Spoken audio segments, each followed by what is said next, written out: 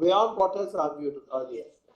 Lord, I am appearing to Group D, which is manual labor. Let's make a distinction, my Lord, between the categories of people before you. We all have different grievances. So whenever they're finished, give me 5 minutes. Sir, please argue now. You got tainted. Yes. My Lord, my basic proposition is when any action is being taken, justice demands that fault must be attributed where it is due. What is the fault attributed to me? I am a manual worker. I have applied under the rules of 2016. I have complied with the rules. Unless and until, my Lord, I am told by way of a show cause notice issued to me that here is where you have committed a fault. The rules of natural justice have to be complied with as far as I am concerned. So, my Lord, my suggestion is each and every one of us. And by the way, I don't fall in outside panel and I don't fall among waitlisted candidates. I have gone by due process of law.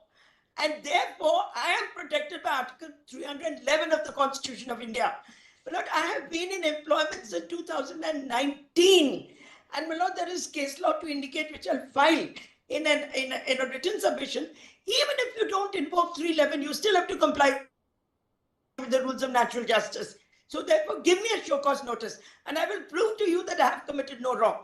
Secondly, the admission of the state cannot be binding on me.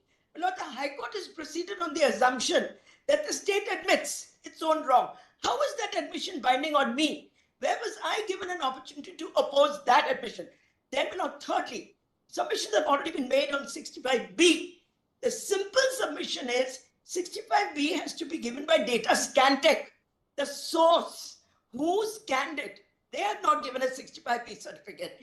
Had they given it, matter might have been different.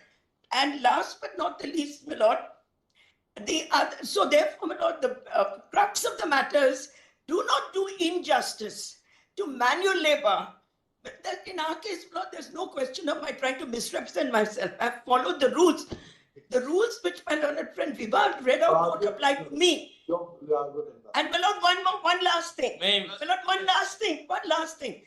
High Court says on a balance of probabilities, reading section 3 with section 58 of the Evidence Act, they overlook section 59, which says no balance of probabilities for electronic evidence. Read section 59.